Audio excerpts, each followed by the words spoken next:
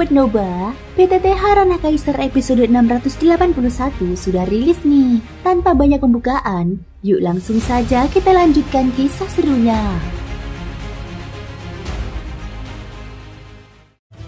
Di episode sebelumnya, Xiaoyan bersama Xuan Huang berusaha membuka gerbang batu kuno yang menjadi penghalang menuju rahasia besar klan Yuan Shen. Setelah melalui tekanan dahsyat dan luka berat, Xiaoyan akhirnya berhasil membukanya dan melangkah masuk.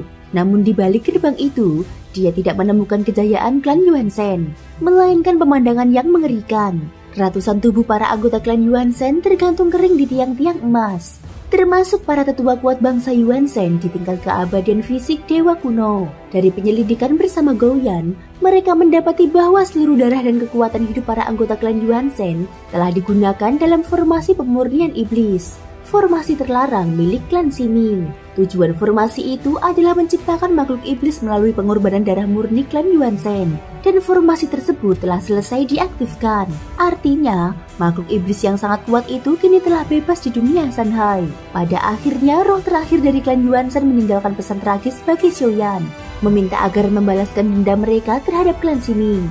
Di antara reruntuhan sunyi itu, suara samar bergetar di udara, mengandung amarah dan dendam yang belum padam.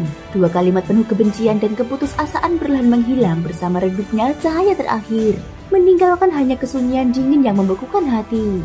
Xiaoyan melangkah menuju kerangka jiwa bangsa Yuan Shen berikutnya. Di sana pun tampak seberkas cahaya suram yang serupa, menandakan bahwa kata-kata itu bukanlah pesan yang sengaja ditinggalkan, melainkan sisa perasaan tidak rela yang telah terikat pada tulang belulang tersebut dan belum sepenuhnya sirna.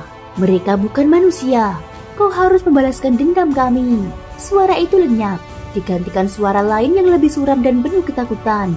Mereka menyedot darah kami.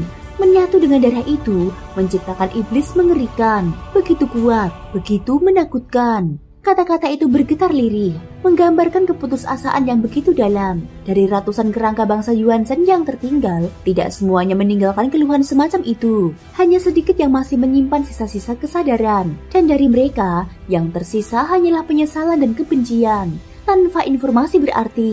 Dalam pencarian yang berulang, akhirnya pandangan Xiaoyan tertuju pada satu sosok berbeda. Di antara kerangka-kerangka itu, ada satu yang di antara alisnya bersinar redup, dengan titik cahaya putih yang sama seperti miliknya. Itu adalah kerangka keabadian fisik alam kuno tingkat tinggi, salah satu dari para leluhur klan Yuan Shen. Kekuatan dari sosok ini begitu besar, hingga jika dibandingkan dengan kekuatan Xiaoyan saat ini, keduanya hampir setara. Dengan kekuatan seperti itu, satu orang saja sudah cukup untuk mengguncang dunia, bahkan mampu melawan ribuan musuh. Namun, bahkan makhluk sekuat itu pun akhirnya terbelenggu pada pilar batu, sama seperti yang lain. Keraguan muncul di benak Xiaoyan. Begitu banyak jiwa sekuat ini, apakah benar mereka dikalahkan secara langsung? Ataukah mereka dijebak melalui cara lain? Dia teringat pada ritual altar iblis jiwa, racun spiritual yang mampu melumpuhkan seluruh kekuatan jiwa. Bagi bangsa keabadian fisik, racun seperti itu adalah kelemahan paling fatal. Tiba-tiba seberkas cahaya menyemburat dari jasad itu, perlahan membentuk siluet samar. Itu bukan lagi sekedar keluhan, melainkan sisa jiwa sejati. Tidak kusangka, masih ada penerus yang hidup dari klan Yuan Shen. Xiaoyan menunduk dalam, memperlihatkan rasa hormat yang tulus. Senior, maaf telah mengganggu ketenanganmu. Aku ingin mengetahui apa yang sebenarnya terjadi di tempat ini. Siapa yang melakukan semua ini? Dia berbicara cepat, menyadari bahwa waktu sang jiwa tersebut mungkin tidak banyak. Roh itu menghela nafas panjang. Suaranya bergema lembut namun penuh kesedihan. Setelah klan Yuan Shen diburu dan dihancurkan, kami melarikan diri ke dunia Shanhai untuk memulihkan diri. Awalnya kami berpikir telah menemukan tempat aman. Namun, kami tidak menyangka akan diperdaya oleh klan Ximing. Mereka mengetahui racun yang mematikan bagi kami, dan menggunakan tipu daya racun itu untuk menjebak seluruh klan ini. Suaranya bergetar, seolah setiap kata mengandung beban masa lalu. Kami ditawan di tempat ini, dan darah kami digunakan untuk menciptakan sebuah makhluk iblis.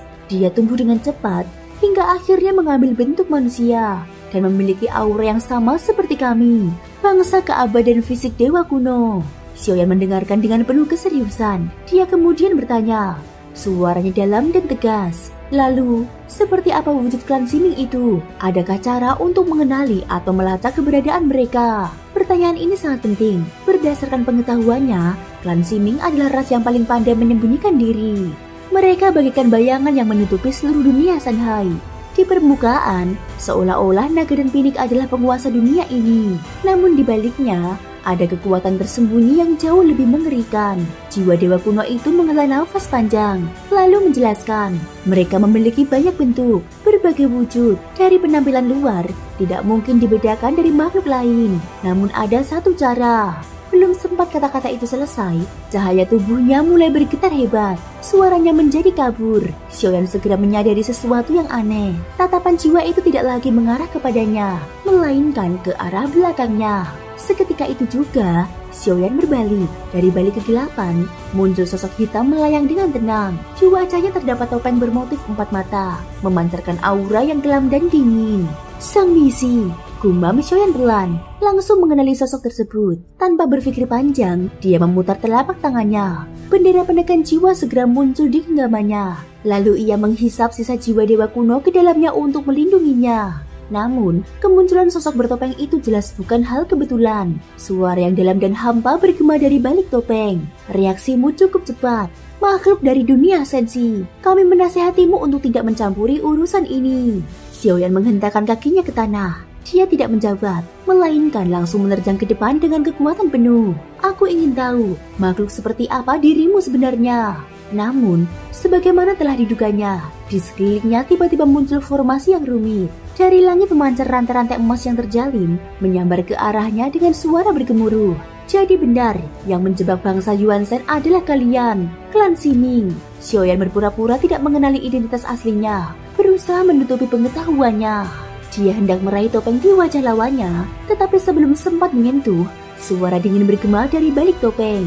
Susang, apakah engkau lupa bagaimana engkau mati di kehidupan sebelumnya? Apakah di kehidupan ini engkau masih berani mengulang kesalahan yang sama? Tubuh Xiaoyan bergetar sejenak, lalu matanya tetap dingin. Dia mengatakan, jika engkau benar-benar mengenalku, maka yang seharusnya pergi dari sini adalah dirimu. Aku tahu engkau dari klan Ximing. Kembalikan samsara reinkarnasi yang kau curi. Jika tidak, aku tidak akan berhenti mengejarmu. Saat ini, Xiaoyan tidak boleh memperlihatkan keraguannya. Sebagai Susang, meski ingatan masa lalunya belum diwarisi, dia harus tetap tampak berwibawa dan tidak gentar. Sosok bertopeng itu tertawa lirih. Suaranya mengandung ejekan. Klan Ximing katamu, kalau begitu pergilah cari mereka. Tapi izinkan aku berkata satu hal, apa yang kau lakukan sekarang tak berbeda dari kehidupanmu sebelumnya. Akhirnya pun akan tetap sama. Xiaoyan tidak menjawab. Dia tahu terlalu berbahaya untuk menanggapi langsung. Bisa saja dia justru mengungkap bahwa dirinya tidak memiliki ingatan sang Susang sejati. Dia hanya tertawa dingin. Hanya dengan sekumpulan makhluk yang berpura-pura menjadi hantu dan dewa seperti kalian berani mengkritik apa yang kulakukan. Kalian tidak pantas. Kalau tahu statusku, maka seharusnya kau tahu, aku tidak akan pernah takut. Sekarang, apakah kalian cukup berani untuk melawanku? Sebagai tanggapan, suara tawa pelan terdengar di balik topeng. Namun Xiaoyan sudah bergerak, tangan kanannya terentang, mencoba meraih wajah sang lawan. Seketika, rantai-rantai emas di sekelilingnya kembali berputar mengikat tubuhnya. Tubuh Xiaoyan bergetar kuat, namun kali ini dia tidak mencoba melepaskan diri. Sebaliknya, aura di dalam tubuhnya mulai bergejolak hebat. Jika kau berani menghalangiku walau sedikit saja, aku akan meledakkan diriku di tempat ini. Mari kita lihat, apakah kau berani mempertaruhkan nyawamu sendiri. Ucap Xiaoyan. Tentu saja, dia tidak benar-benar bermaksud melakukannya. Itu hanyalah taktik untuk menguji reaksi sang misi. Dan seperti yang ia duga, setelah beberapa detik ini, rantai-rantai itu justru mengendur. Keberanianmu pantas bagi gelar Susang.